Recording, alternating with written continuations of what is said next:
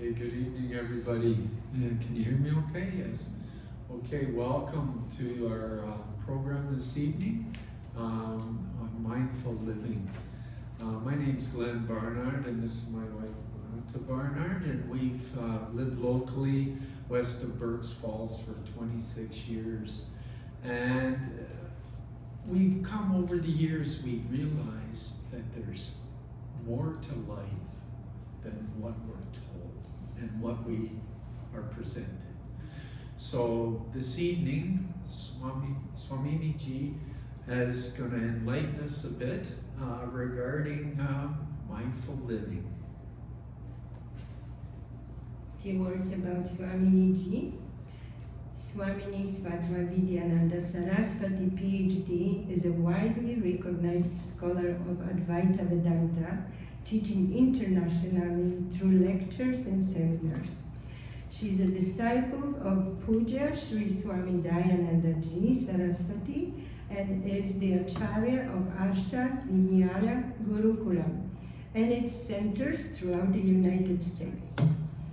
As a founding member of the Global Women's Peace Initiative, Swamini Svatmavidyananda has traveled throughout the world to address the challenges that face humanity on a global scale, ranging from climate change to religious and social unrest. Relating ancient wisdom to modern times, she draws from the spiritual knowledge found within the central texts of Hindu tradition. I welcome Swami Svatmavidyananda Saraswati, who came to Huntsville, Canada, from Rishikesh, India, to speak to us today on mindful living. Please give a warm welcome to Swami.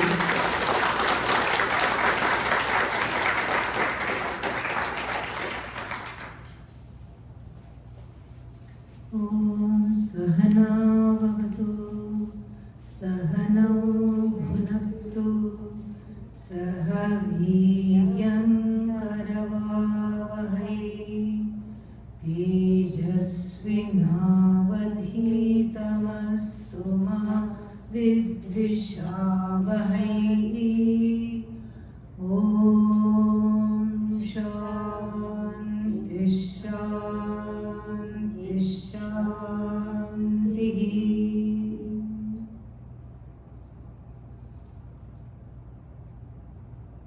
Namaste.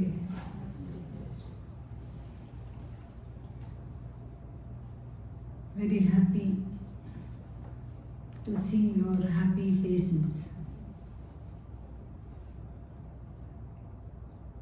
and happy and bright faces, I should add. And that is the beauty of this knowledge and this tradition, that makes us want to drink its nectar freely, because there is zero coercion, there is no pressure, and yet the kernels of wisdom which have come from the rishis, the sages of yore, ages and ages ago. And that is still intact, and we partake of that freely because we see that it has benefited them and it will also benefit us. That is the beauty of this wisdom. Even though we may not know much about it, we know it will help in some way.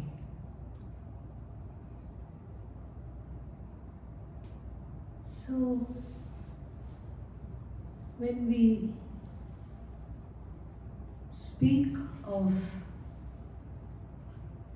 mindfulness mindful living.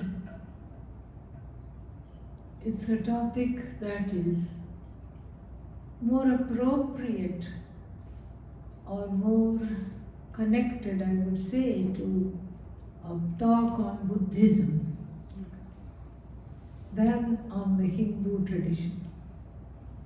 This seems more like a Zen talk. Because this is what the Buddhism and Buddhist teachers, the Buddha himself and the Buddhist teachers highlighted. Two things. One is the concept of mindfulness, and the other one is compassion. These two have gone off to the Buddhist department. Almost copyrighted. However, the source of that is one. The source of that is what we call Sanatana Dharma. A dharma, a vision and a way of life that is designed to bring the best in us in terms of a sense of preparation. Preparation for what, one may ask? Preparation to receive the vision of no division. That is the preparation for. Otherwise, the world is divided. In many, many ways, the world is divided. This is me. See, even the me is so arbitrary. What is me? If I hold my hand out like this, is this me? Yes. Is this me? Yes. What about here? In between the two thumb and the forefinger? Not me. So funny. Really. Then again, this is me, and in between what? Not me. Me, not me, not me, not me. So the me is what? Just wherever the sensation is. Is it the sensation? Or is it I as the cognizer of the sensation? So there is me, there is not me. That is one division. Atma, I, me. Anatma, not me. Then again there is a division between me and you. Between one jiva, individual, and other individuals. This is unpacking the me, not me division. Between me and then other people. Between one jiva and another jiva, what is there? There is not me. Difference, division. Yes. Good. There is division and difference. Then there is also difference between myself and the world. This whole vast, wide, huge universe that I have to confront in my everyday life. And me now becomes very small. So many threatening things, so many unknown things, and then me. And then finally, there is a big chasm between what we call me and then the source of me, God. However we may define God, however we may invoke, it doesn't matter, but there is a remoteness. And this remoteness is very discombobulating. And the remoteness does not really have a copyright for a particular religion or people speaking a particular language. There is no Hindu remoteness, Christian remoteness, Buddhist remoteness. Remoteness is remoteness. It's a sense of alienation. This alienation is the ultimate reason why one is not able to be in the present. The alienation keeps batting us between the past and then what? The future. This is what happens. Constantly one is unmoved, and the alienation starts with one's own self. The Upanishads, which are the primary texts of the Hindu tradition, which in fact reveal, they are revelatory. That's why it is called the primary texts in every tradition, to maintain the sanctity of the teaching. We say it is a revealed knowledge without really an author. A knowledge that was revealed. The rishis did not come up with this knowledge.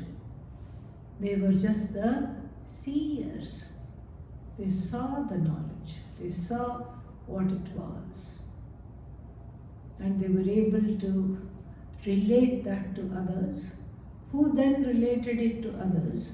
And for a long, long, long time in India, this knowledge, and even to this day, but for a long time it was carried solely in the head. Every person was a walking encyclopedia. That's why all the colonizers, from Alexander not so great to not so great Britain, the whole time, they were very flummoxed. Where do these people get their strength? Where is this? What is the secret that makes them tick? And in fact, the first person to rule, who was sent to rule, called the Governor General, Robert Clive was his name. He commissioned a study. He said it must be coming from the religion. I'm just imagining that this is what he would have said. He would have called some clerk and said, go study the Upanishads. Go study them. Find out what is in it. And the poor clerk went, and because it's all in Sanskrit, sat in front of a Pandit. And the Pandit chanted the Shanti mantra. Om Purnamadav Purnamidam Purnat Purnamudachyate. What does this mean? Pandit translated. That is whole. What? That is whole. Okay, made a note of it. This is whole. What is that? What is this? You ask for translation. Shut up and write down. That is whole. This is whole. And then what? You take the whole away from the whole, and what remains is the whole. The clerk, the clerical staff, he was very, very confused. He said the last whole is H-O-L-E, right? Because that's what I'm experiencing in my head. No, W-H-O-L-E. And he just That was the first and last class he had. He went back and typed up a report in triplicate. Why, don't ask, because that's how it was done in those days. And then what did he say? The Upanishads are the prattlings of an infantile mind. And somebody said, oh, they said that about your culture and your tradition. Don't you feel upset? Aren't you offended? I said, not in the least bit. Thank God they didn't understand. That's why it was safe. That is why it is intact. That is why it is not harmed in any way.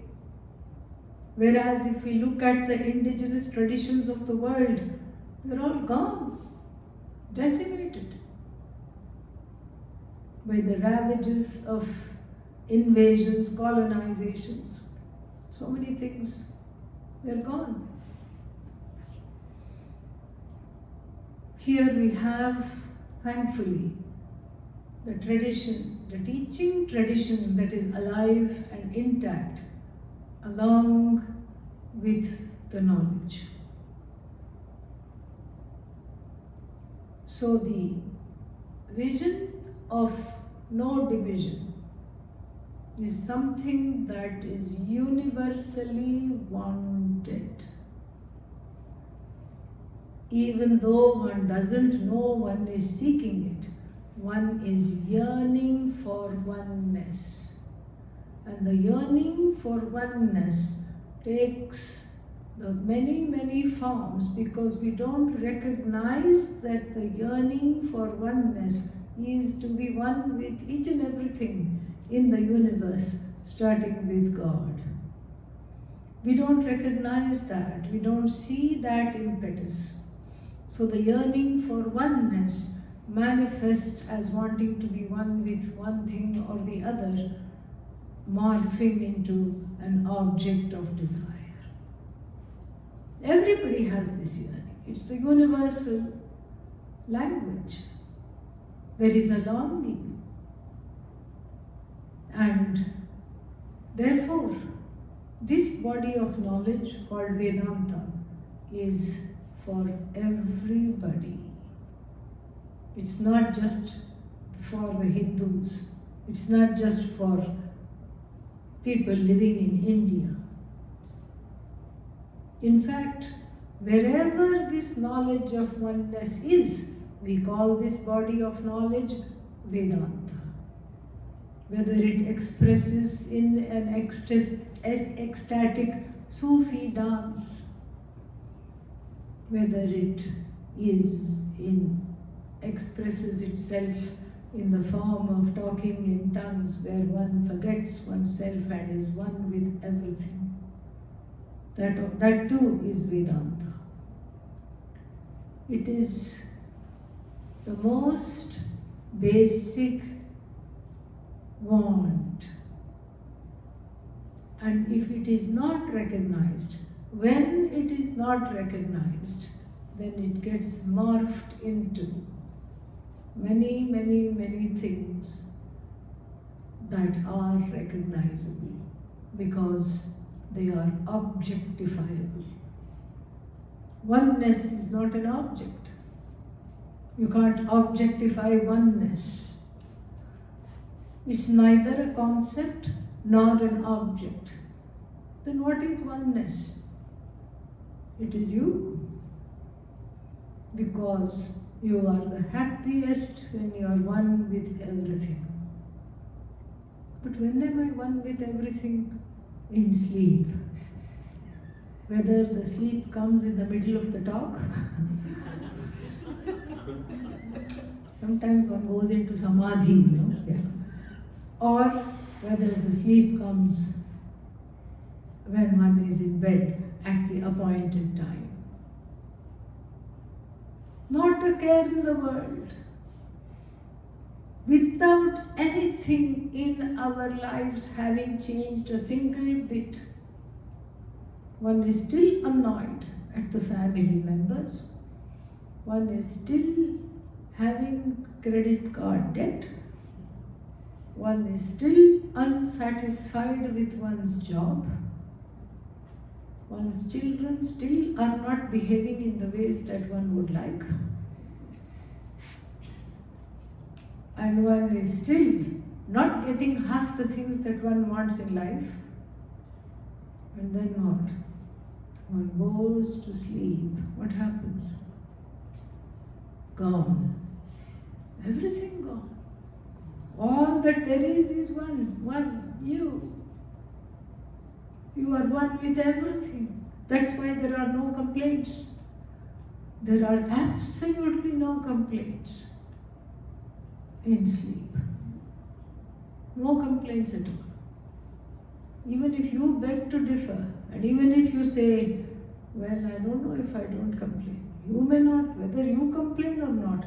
When you sleep, other people don't complain about you. That is good. Therefore, sleep is a heavenly experience. It's a reprieve.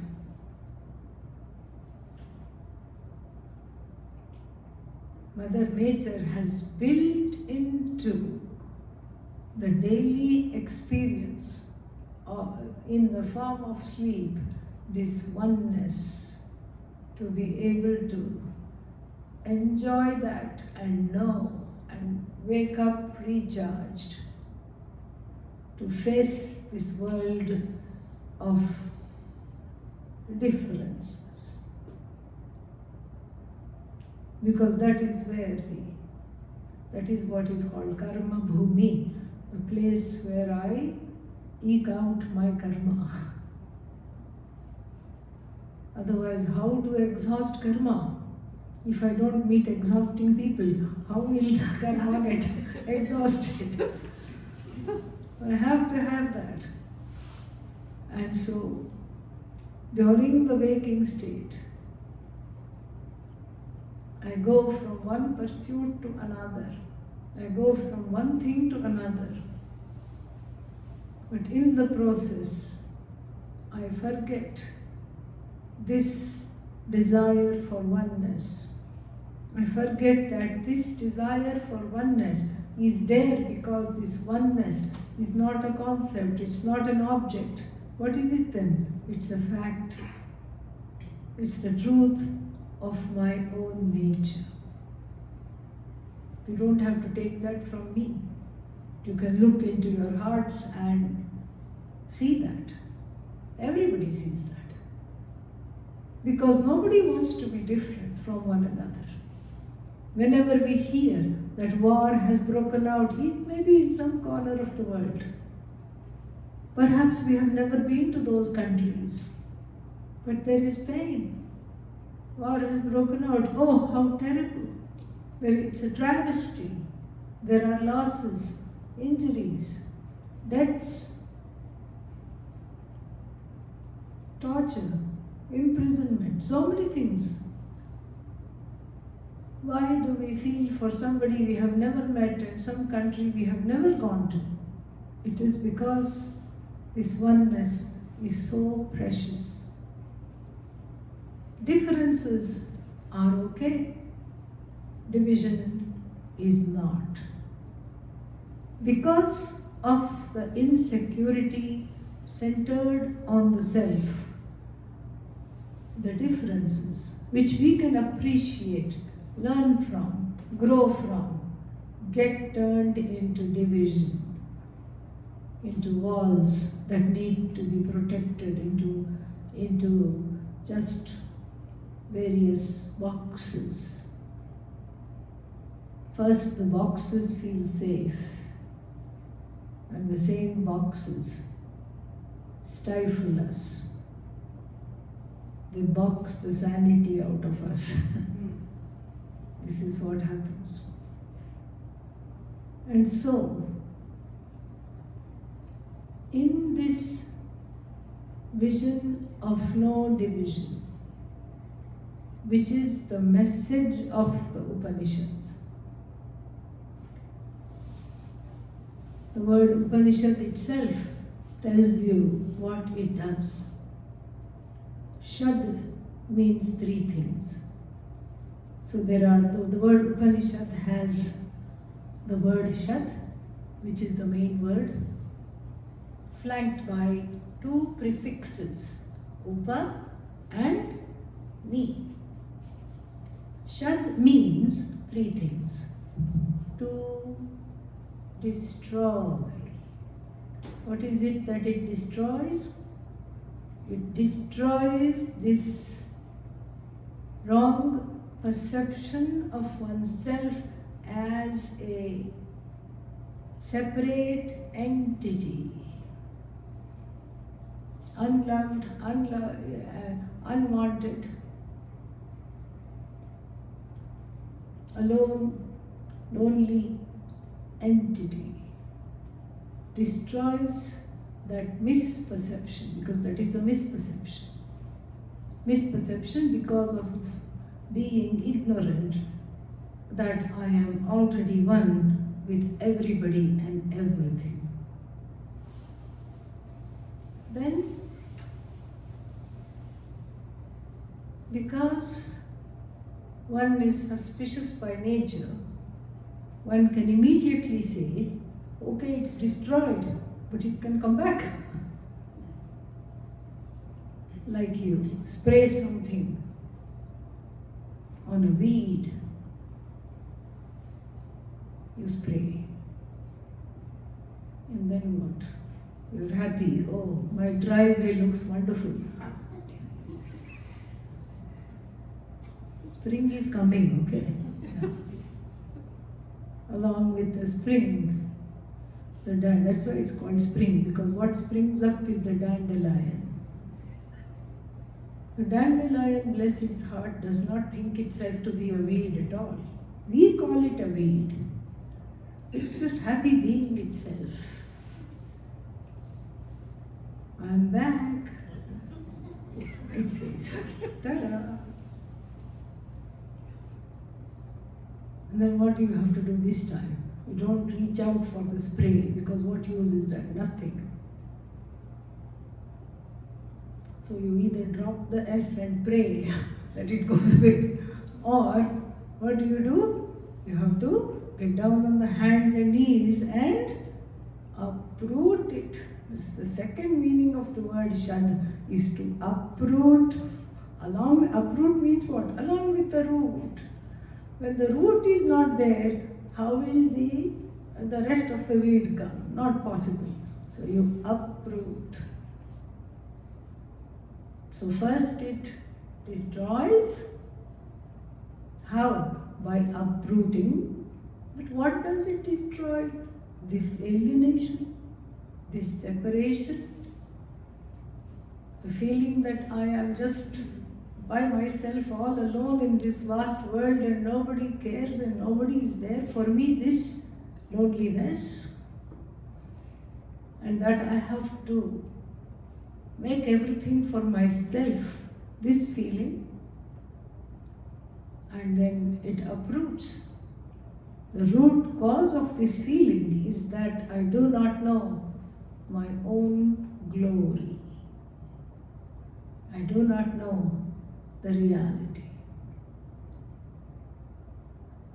And the third meaning of the word is that it destroys and uproots by taking you where? Back to yourself. And here, yourself means not the complaining one. Not the complaining one, not the one that complains. The one you experience in sleep.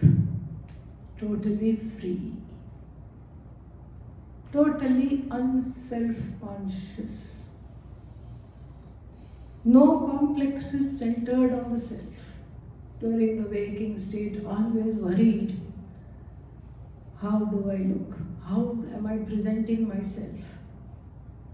How are other people looking at me? How do I sound? Did I say too much? Did I not say enough? Why am I always falling over myself? When will I learn? These things are just put to bed. In sleep, zero complexes, zero regrets, zero hurts. Very nice. All that is there is joy, Ananda. And this truth is eclipsed in the waking state by these manifestations which we talked about. I am not enough. And you can fill in the blanks between not and enough. I'm not tall enough. I'm not the right weight. I'm not the right color of the skin. And I don't have the right thoughts. I don't have the right politics. Everybody is feeling this. I don't have the right attitude. I don't have the right way of being. Everything about me is wrong. Wrong, wrong, wrong, wrong, wrong. This is the wrong understanding of the I, which leads to self-loathe, self-critique, self-judgment. And this is why, exactly why, the third meaning of the word Shad is it takes you back to yourself as Sat, Chit, Ananda. Satchidananda. Ananda we already know. A non-complaining joy is Ananda. Because usually when we are happy also, we complain. Yeah, this is nice, but it could have been a little bit. Once I went on a hike with some people. 2-hour hike. It was very nice. It was on the west coast of the United States, and then you climb to the top of a hill.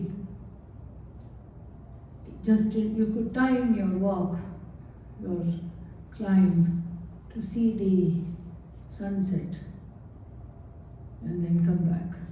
Sunset overlooking the ocean. And that day everything was so perfect.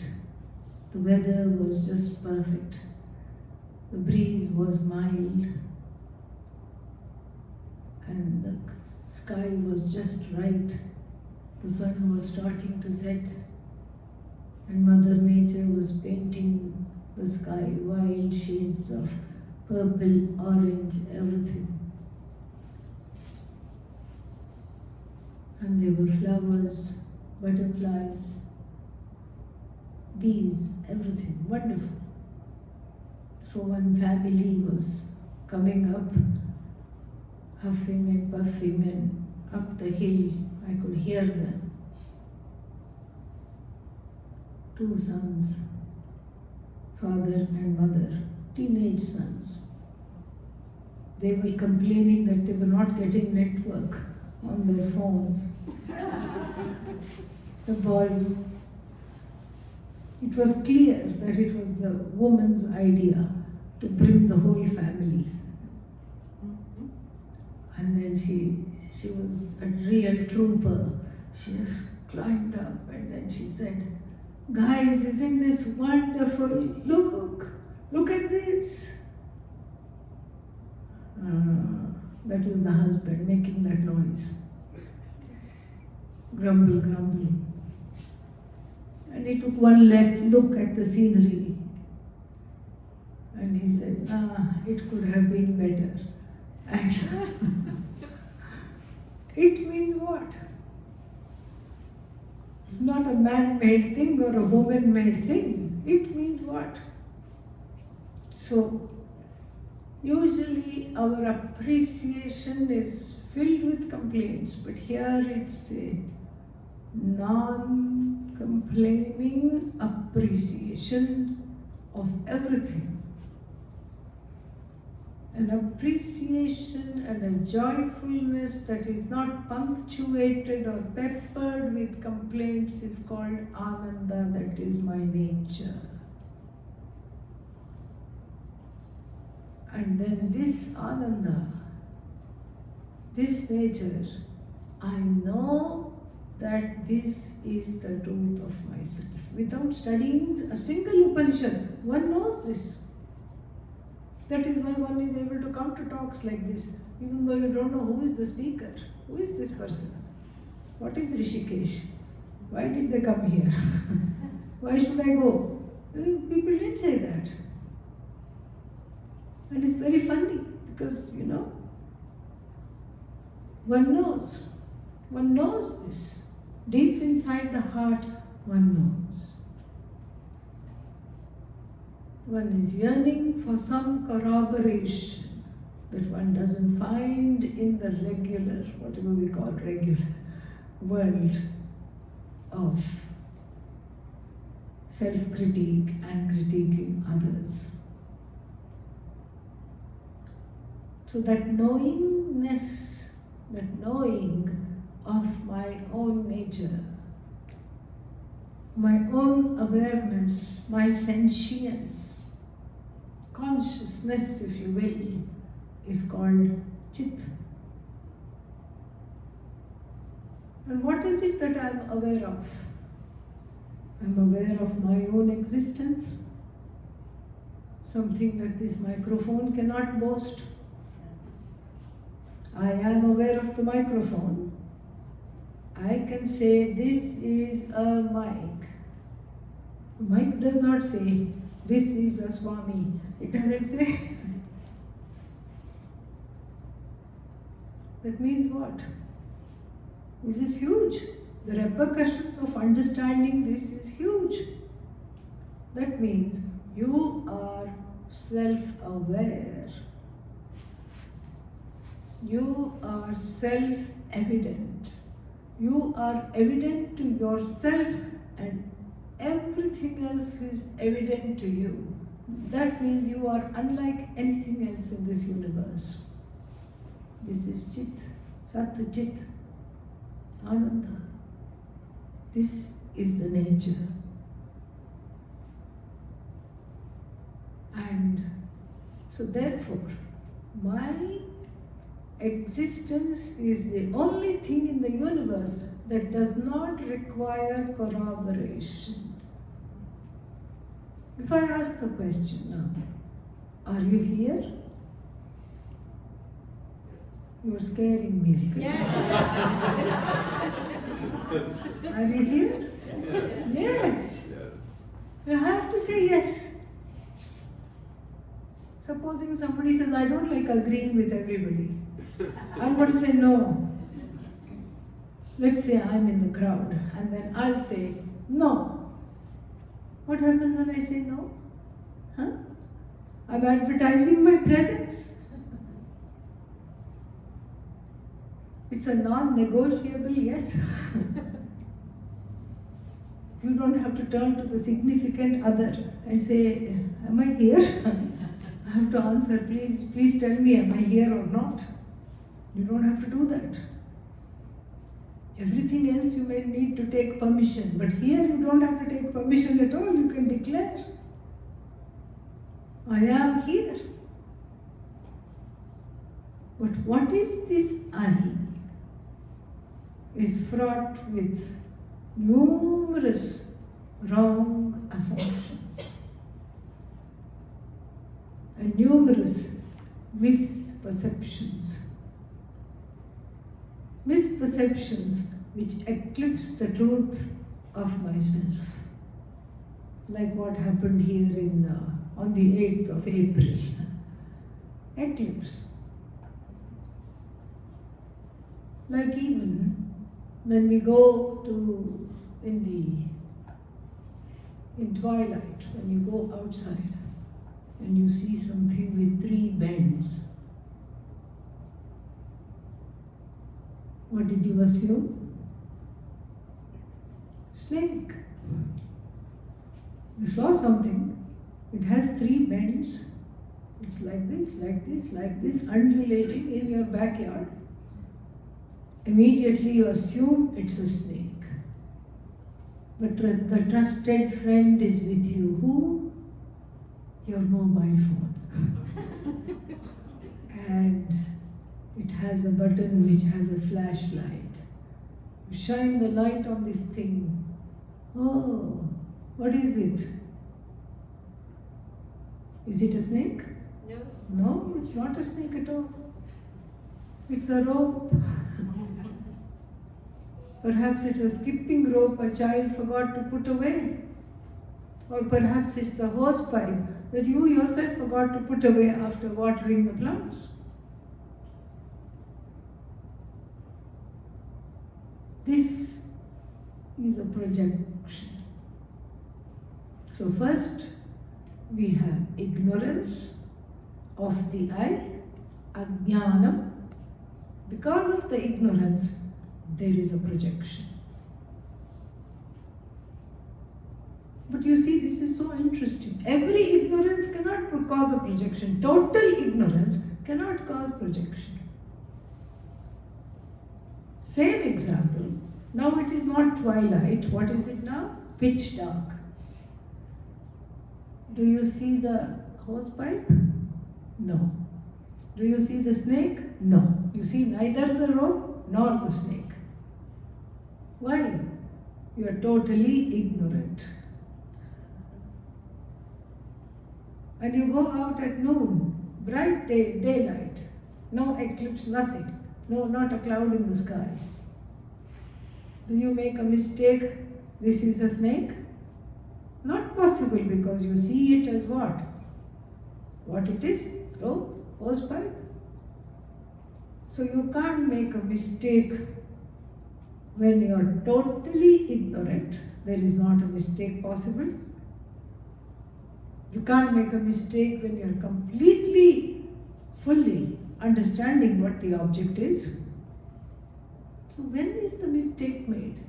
When you know something is there, but you don't know what it is. Therefore it becomes an object of fear, doubt, despair. This partial knowledge is dangerous. Little knowledge is dangerous. And that is how the knowledge of the I is, without this understanding of the Upanishads, what the Upanishads have to reveal. So what is it? It is, I know I am. But don't ask me any more questions. Don't ask me who are you. Don't ask me what is your reality. Because that will take a long time to answer. Who are you? What are you? How are you? Usually everybody says fine and moves along, because we know that the other person doesn't have the time. And even if the other person had the time to, even if the other person has the time, that means if they tell me about their day, then I also have to tell, I have to listen to them, and they have to listen to me. There is no time for all this. And so we just say fine and move on. We just move on. But the truth is that this distorted projection is indeed the cause of sorrow.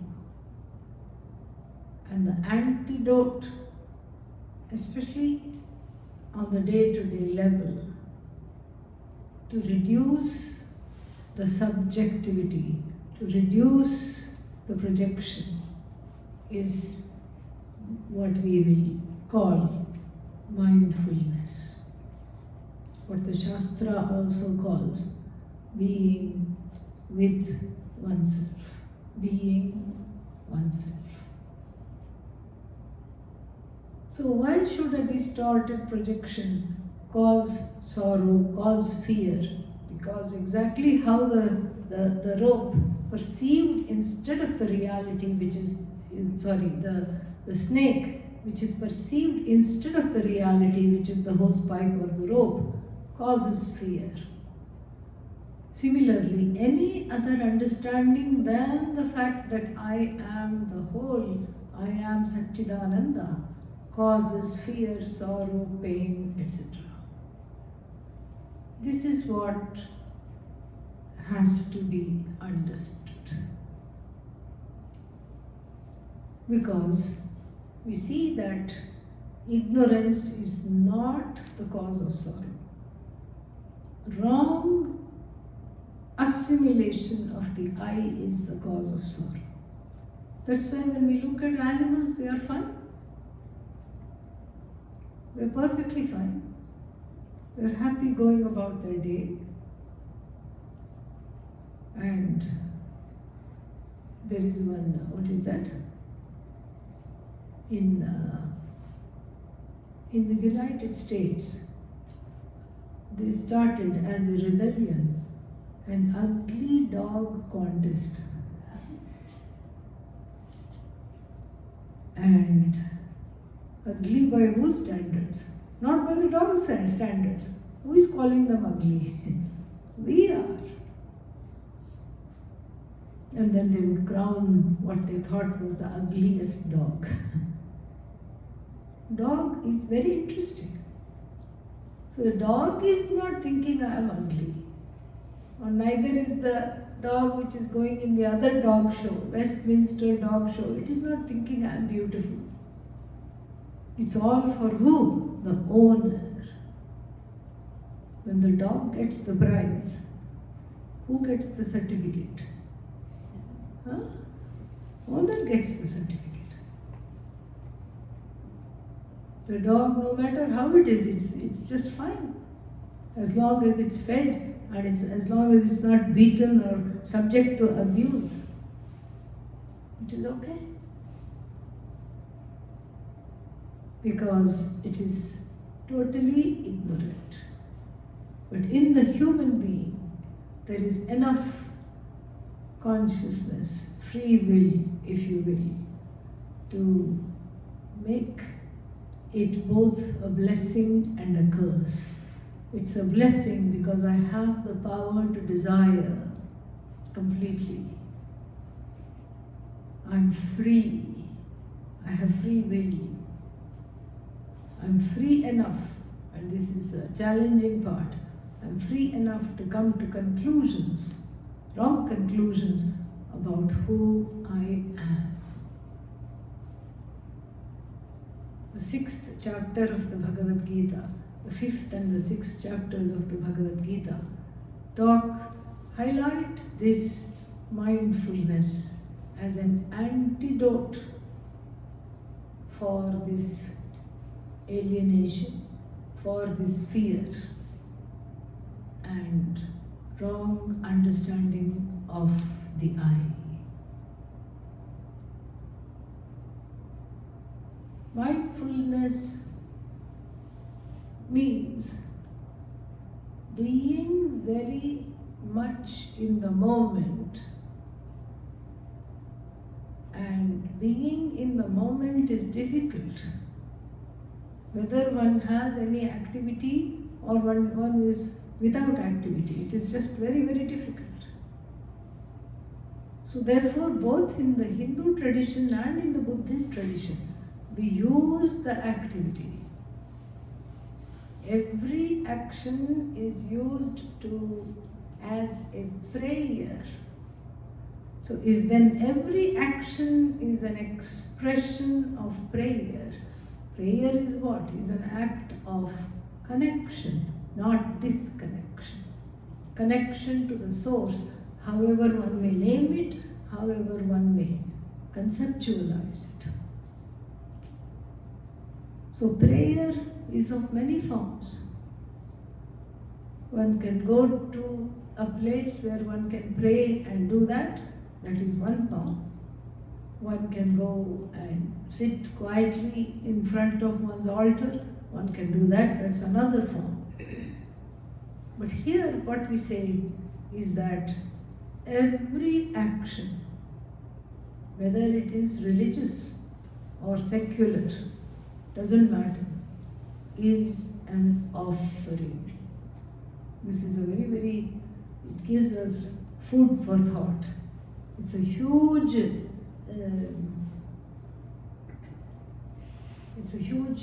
hugely different from the current state of affairs, how we lead our lives in violent metaphors from day to night.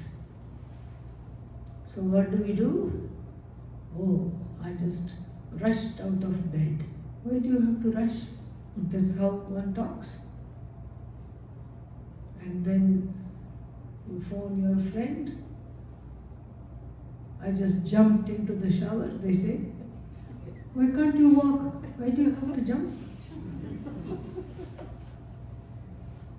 And then what did you do after that? I grabbed a bite to eat. Ayyo. Grab. Then I hit the road. Continue. The whole day continues.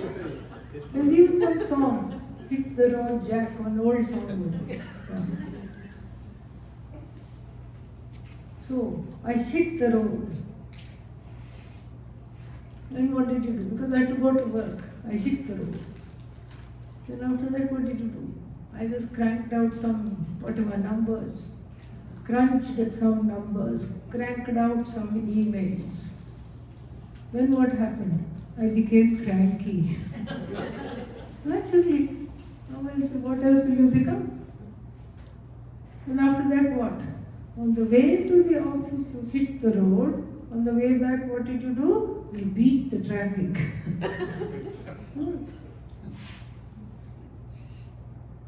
After that what? Nobody cooks. I threw something together. It's all this throwing, beating, hitting. This is how we lead our lives. Rush. Get it over with so that I can do something else. Or if you're a teenager, you don't say, I threw something together. I just nuked it, meaning I put it in the microwave. Terrible, violent metaphor. Then what? I crashed. Crashed. Next morning again. And no wonder the day becomes something I don't look forward to. I cannot look forward to. It becomes a rut. Same old thing. I have to do this, I have to do that, I have to go. And I become like a zombie. Zombie, right? Yeah, zombie. I just keep going about the day, going about the life. There is no connection. There is no meaning. The Bhagavad Gita says, you put the meaning with an intention by converting every action into prayer. The 46th verse of the 18th chapter makes this very, very clear. Yatah pravrittir bhutanam yena sarvamidam tatam swakarmana tam abhyarchya siddhim vindati manavaha. Pravrittihi bhutanam yatah, from which causeless cause all this has come, all these beings, including this body, mind, sense complex that I have, has come. And by whom? By which undeniable presence, sentient presence, this whole universe is pervaded. So we have God from two standpoints. We have God from the transcendental standpoint, from whom everything has come, that source of all sources, that causeless cause. Then we have the understanding of God from the immanent standpoint, by whom everything that I see, everything that I encounter is pervaded. How to connect to this God, how to connect to this reality is through, because there is no other way to connect, through converting every action into a prayer. Swakarmana tam abhyarchya siddhim vindati manavaha. The human beings gain accomplishment. Accomplishment of what? Accomplishment of pardon me, I'm overcoming something.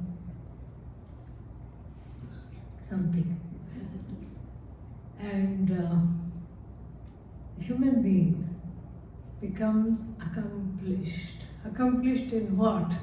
In letting go of this vision of division. That is what it is. So if every action is a prayer, it is literally taken like this. Every action is a prayer, including waking up in the morning is a prayer. So I have to do it mindfully.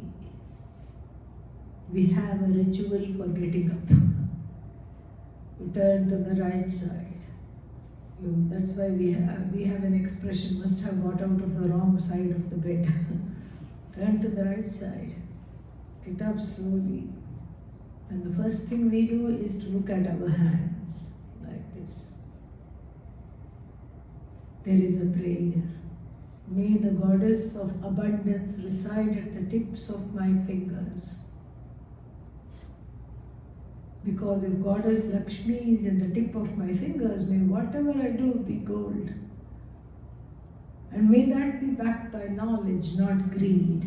Viveka, Saraswati, knowledge. And the truth of all this is Govinda. The Govinda means the one who is found in the words of the Upanishad, who is the truth of me, who is my own glory. That awareness. And so see, already the day has started well. No matter how hopeless, no matter how difficult things may be, I have in this small action and in this one awareful moment, converted that hopelessness and not wanting to go, not wanting to do this, and being all very much caught up in the everyday, I have converted this into a prayer. I have let go of the outcome and now I am focused on the process. When I am product oriented, I cannot be mindful. When I am process oriented, I am mindful. Then similarly, nobody jumps into the shower. In fact, we don't even have the concept of shower. Of course, it is there in India now, but really, it's what we do in temples to all the deities. You have a big container of water and a small container of water, and you bathe the deity. And that's what you do to yourself. And we pray there also, a small intention. May all the holy rivers of the world enter this bucket of water. That is the bathing. Then the dressing. The dressing is also a prayer. It is not for oneself. It is not for this body so much. Of course, the body is cold. It needs to dress up. We don't have fur, and we can't just go out like that, like animals. We will be cold. We will have sunburn. All these problems are there. So we need clothes. But again, the dressing is for the indweller within. We adorn the place in between the forehead, the brows. It's an energy center. That too is a nod to the indweller within, who is holy,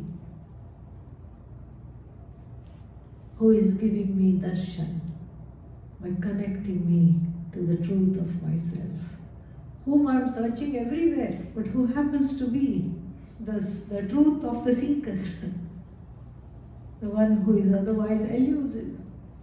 If I don't know this, and nobody must grab a bite to eat, because it's a fire ritual.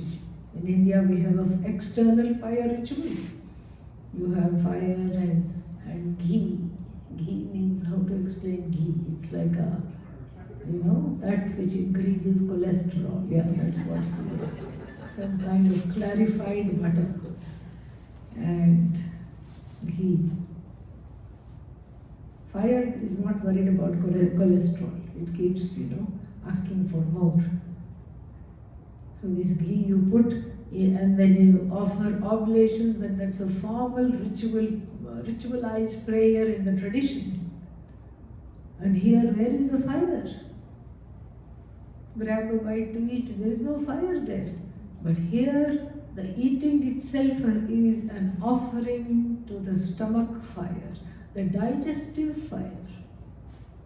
The digestive fire means like when you're hungry, the digestive fire is burning very, very nicely. You feed the digestive fire. I never know how in North America people use the word junk food together. How can it be junk and food together? What is very, very puzzling. And so, eating is the ritual. We slow down, we enjoy. And we are told, generally, at least traditionally, when I was growing up, I was told by my mother, don't talk when you eat. That's how I grew up. Not because anybody is mad at one another, but there is it's like an internal prayer. There's something happening within. Otherwise, if you are watching something or just distracted by talking, you don't know what you're eating, you don't know how much you're eating, you don't know whether it's good for you or not. Nothing we know. Here it's like a meditation in the form of food. The oneness with food is celebrated as a, you're eating, don't talk. The elders would all tell, just eat, don't talk. And then I came to the United States. They would say, let's talk it over lunch. Very confusing. The first few times, I think people who took me out to lunch were very disappointed. They didn't say a word.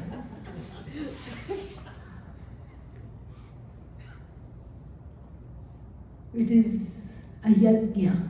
It's an inner prayer. And then, same thing. You don't hit anything. You don't beat anything. Wherever you go, you thank the feet or any kind of vehicle you're in. You thank it for being able to transport you from one place to another. It's a wonderful thing. And you pray that you are not a burden on Mother Earth, at least in this moment. Who knows what I did yesterday? Who knows what I may do tomorrow? But right now, let me lead my life in a way that there is a lightness of being. My expression of my work, let it give me joy by converting it into prayer. Because most often it happens like this. Whatever I don't want to do, I'm asked to do. Whatever I want to do, I can't get to do. The co-worker has the dream job. Somebody else has the wonderful thing. But the mindfulness lies in discovering and coming to a sense of radical acceptance of what there is to do. That it is important. It makes a difference. Like in a machine, there are, what are they called? There are various parts. Like a moving part, it's called piston. And the piston feels very important. Hey, look at me go. Look, look, look. I am the mover and shaker. Without this machine would not be doing what it's doing. Look at me. And then there is the nut, the lug nut. What is its job? To sit really still. What is its job? If it did not sit still, do you think the moving parts could move? Not at all. But that's why it's called a nut. It doesn't know that.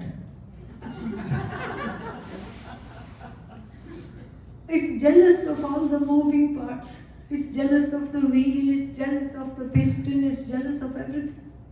So what kind of a job I don't like. God is this every day sitting in my place. Why should I do this? I'm bored. I'm disconnected. I'm unloved. Even God doesn't love me. What a terrible job. And the nut said, let me see if I can also move. It tried clockwise, nothing happened. Then it said, oh, maybe I'll try anti-clockwise. Ooh, I can move. Me too, I'm also moving, look. The whole machine came crashing down because of the inability to go with the flow. And something going on this recording, please check. And because of the inability to go with the flow, because of the inability to see where is my place, where is my place and what is it that I'm supposed to do? Can I make peace with what is there for me to do? And then people will always say, how do I know what I'm supposed to do? How do I know? How do I know that I am supposed to be doing what I am doing? The answer is very, very simple. Because you are doing what you are doing, that means what? You are supposed to be doing this. Otherwise you will be doing something else. It's very simple. No, but what is my purpose? This question is, can be answered on two levels. The purpose, duty, job, is to do whatever there is in hand.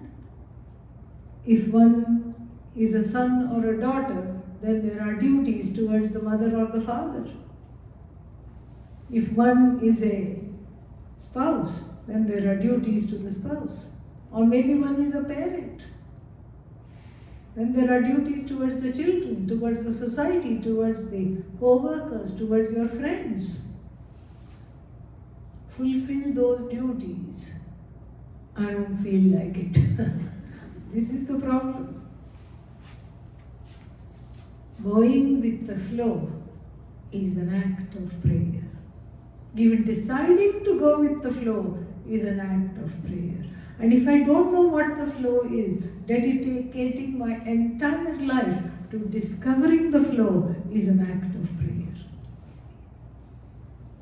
That is on one level. What is at hand I have to do?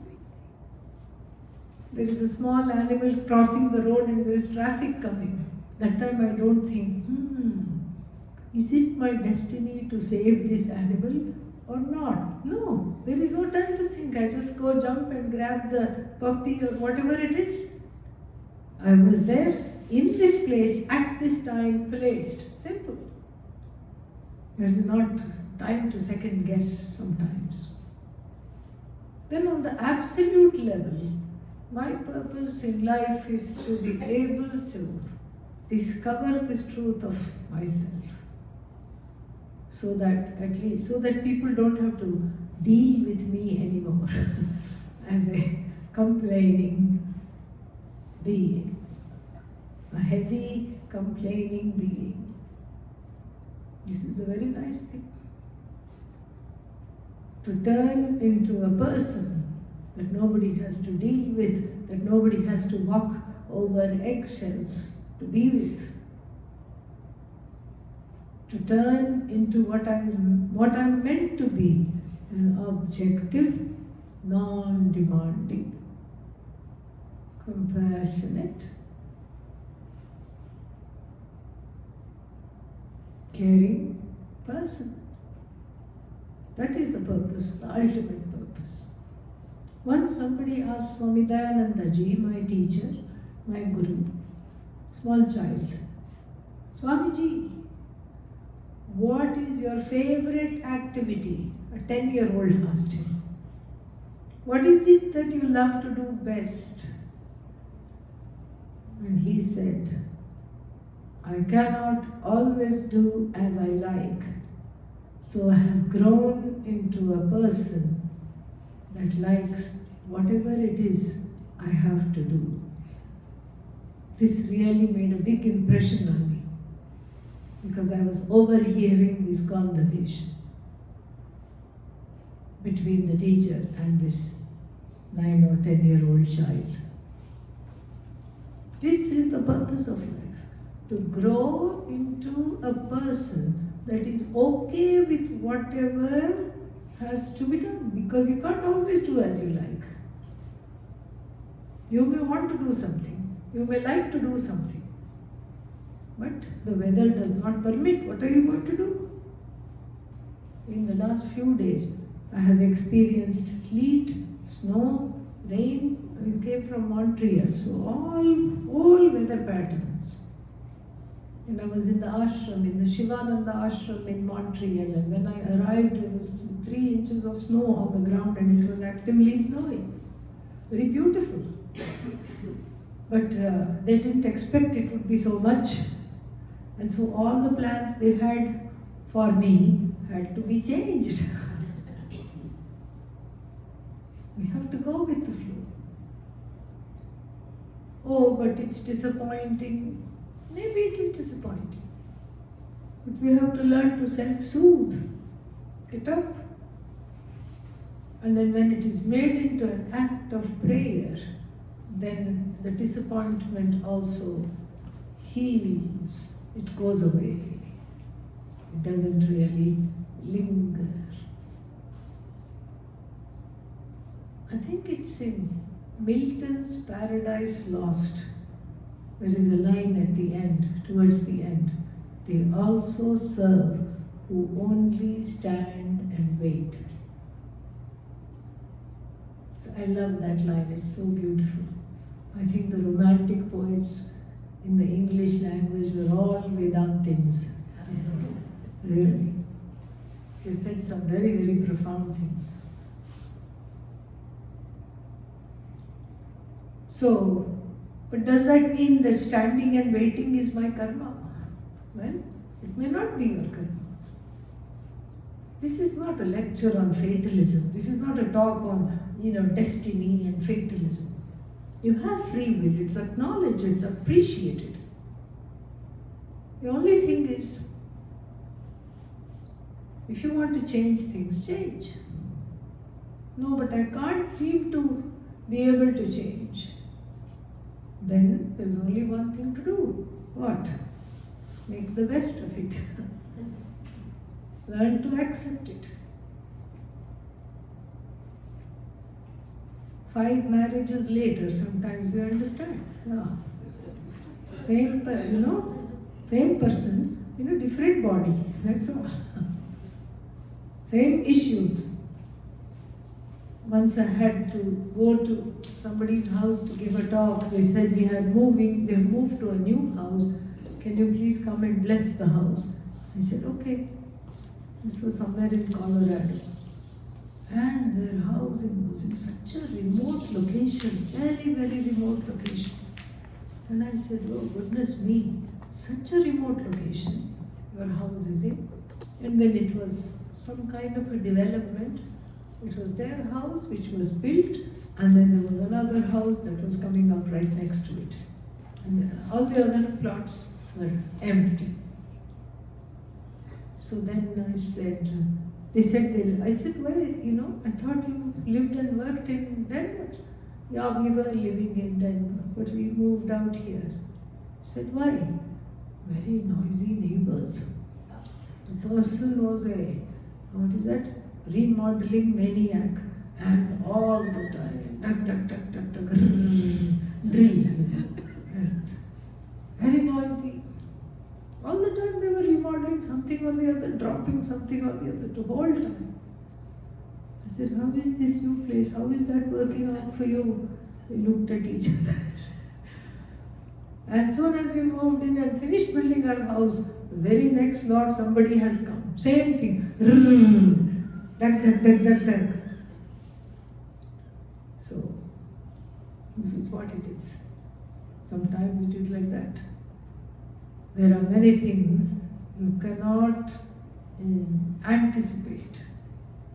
If one could anticipate, even if the one is the most, control king and control queen, even then, surprises are nice. That's what makes life interesting. If you knew everything that's going to happen, if you could plan for everything, think of how much more alienated and boring it would be. Alienating and boring. If everything can be always controlled, not fun at all. So the beauty is in our own growth is in being able to look at the situation and be flexible, adaptable. That is being in the moment. That is an act of prayer.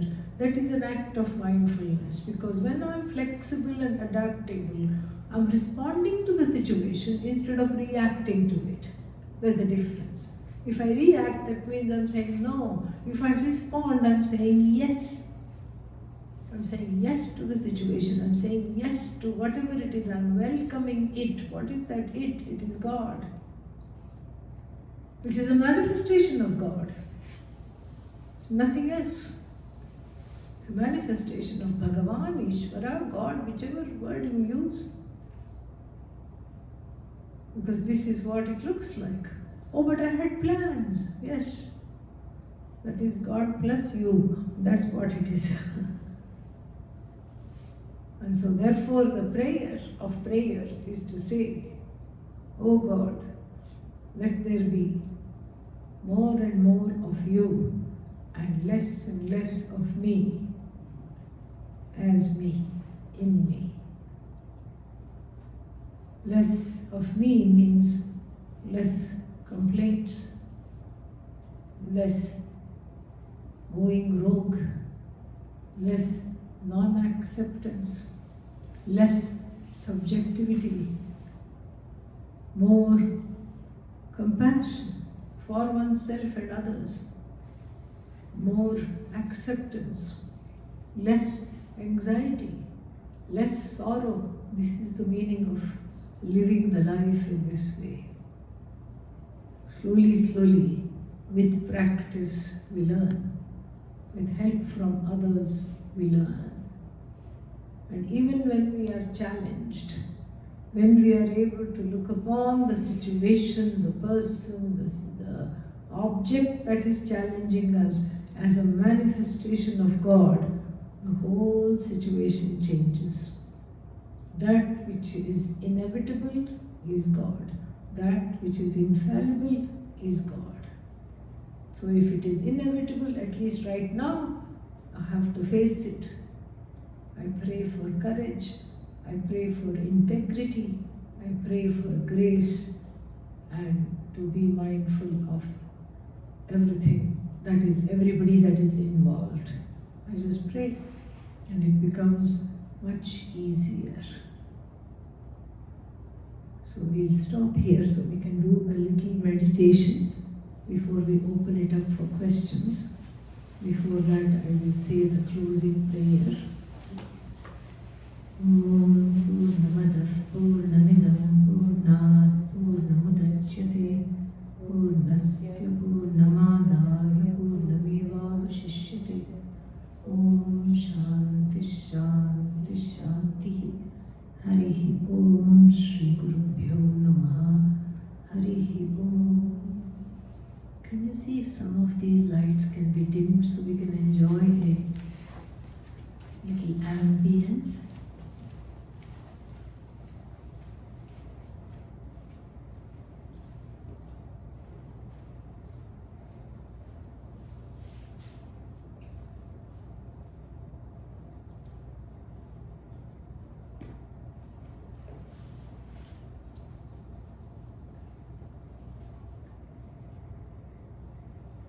Seated comfortably in